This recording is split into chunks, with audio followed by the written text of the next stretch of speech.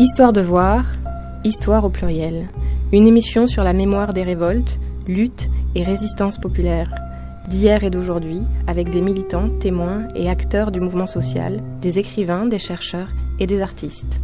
Rendez-vous tous les mercredis en direct de 12h10 à 13h ou en différé sur laclédesondes.fr. Histoire de voir, histoire au pluriel.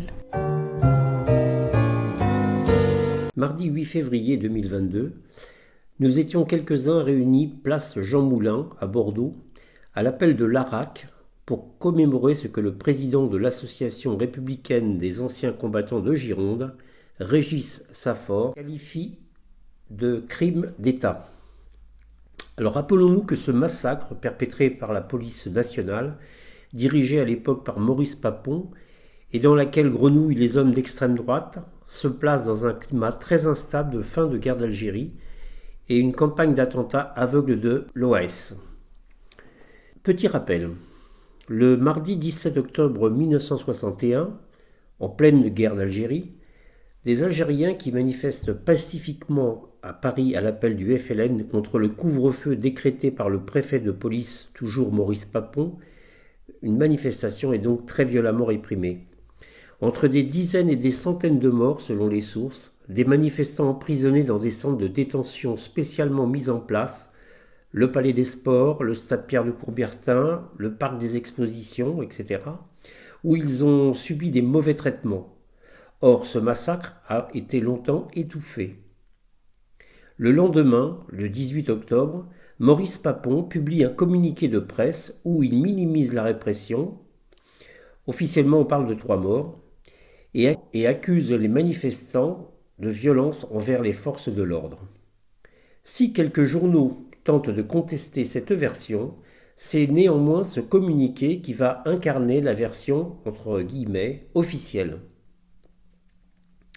Il faut attendre les années 80 pour que les historiens commencent à briser cette omerta et produisent des travaux de recherche sur la manifestation et sa répression. C'est pendant le procès de Maurice Papon à Bordeaux en 1997, sur ses actes pendant l'occupation, que les événements du 17 octobre refont surface sur la scène publique. Commence alors un long travail de mémoire et d'écriture de l'histoire, encore au cours aujourd'hui. Le début de l'année 1962 voit la recrudescence et l'intensification du terrorisme de l'OAS. Assassinats et attentats visent les instances et personnalités politiques, les intellectuels et les journalistes, de gauche comme de droite, connus pour leur opposition au maintien de la France en Algérie ou pour leur soutien au FLN. La France est touchée par une véritable folie meurtrière. Plus de 180 plastiquages en janvier, février et en point d'orgue la nuit bleue du 17 janvier, où 18 attentats secouent Paris. Le 7 février, l'appartement d'André Malraux est visé. Delphine Renard, petite fille de 4 ans, est blessée. Le choc produit par cet événement polarise la colère de l'opinion, de gauche surtout, accumulée au fil des agressions, depuis le plastiquage de la gare d'Orsay le 22 janvier, 12 blessés et 1 mort, jusqu'aux attentats contre Jean-Paul Sartre, le siège du PCF, ainsi que le journal France Observateur. En réaction à cette violence aveugle, le PCF, le PSU, les jeunesses socialistes et les syndicats, dont principalement la CGT, appellent à une manifestation de, entre guillemets, défense républicaine, fermez les guillemets, contre le, ouvrez les guillemets, danger fasciste, fermez les guillemets. Bien qu'interdite par le ministère de l'Intérieur, elle se tiendra le 8 février à partir de la place de la Bastille.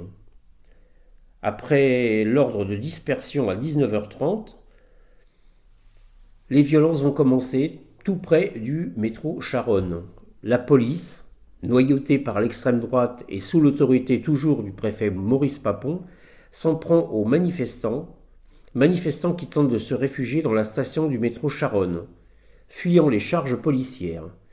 Mais les grilles sont à demi fermées, les corps s'entassent contre elles, cependant que les policiers tapent dans le tas à coups de bidule. Alors bidule, c'est un manche de pioche qu'on fait pour aller vite. On relèvera 9 morts, 8 manifestants communistes et syndiqués à la CGT, ainsi qu'un journaliste. et plusieurs dizaines de blessés, officiellement 250.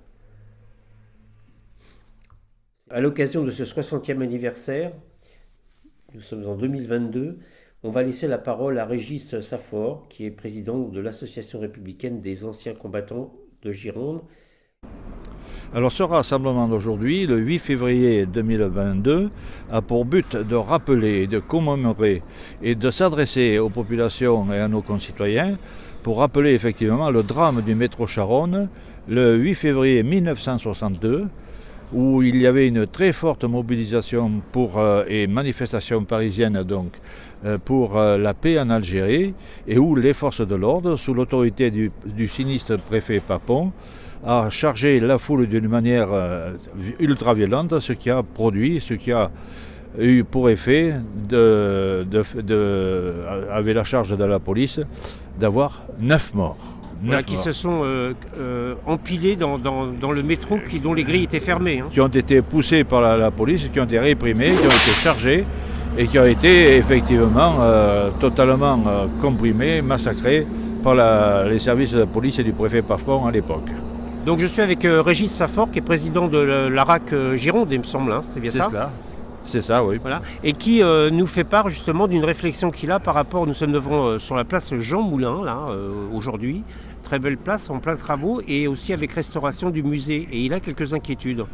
Alors ce lieu effectivement est symbolique, puisque Jean Moulin, l'organisateur, l'inspirateur du Conseil national de la résistance, il a été victime, comme d'autres malheureusement, il a été victime du fascisme. Et donc il nous semblait tout à fait adéquat de pouvoir se rassembler sur la place Jean Moulin, à côté du centre Jean Moulin, qui est aujourd'hui en travaux de réfection, mais dont on a quelques craintes pour savoir quelle sera sa future adresse, s'il restera dans les murs rénovés, en plein centre-ville, ou bien exilé ailleurs, par exemple au musée d'Aquitaine. Pourquoi pas ? Eh bien écoute Régis, tu viendras nous en parler quand tu le souhaites et quand tu as le plus d'informations, parce qu'il faut être alerté. La spécificité de ce musée de la résistance, c'est comme son nom l'indique, c'est la résistance, c'est-à-dire que c'est le peuple qui a pris les armes pour chasser l'envahisseur, et ça aujourd'hui l'historiographie veut nettoyer toutes ces choses-là. Pour retrouver notre indépendance, notre souveraineté, pour avoir une vision progressiste de la société, c'est le fond du Conseil national de la résistance. Et puis ça a été aussi pour la paix, bien entendu. Merci beaucoup Régis, à très vite. Merci à vous. Une semaine après, le 13 février, tandis qu'une grève générale de protestation et de solidarité avec les familles des victimes paralyse le pays, 500 000 personnes suivent les obsèques des victimes de Charonne.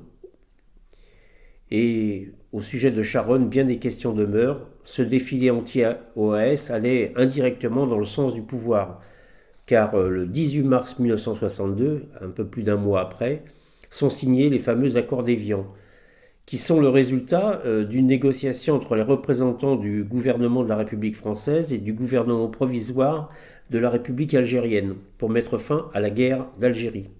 Ces accords, secrètement négociés les semaines précédentes, ratifié par le référendum du 8 avril 1962 en France, et puis côté algérien, le 1er juillet 1962, un référendum d'autodétermination.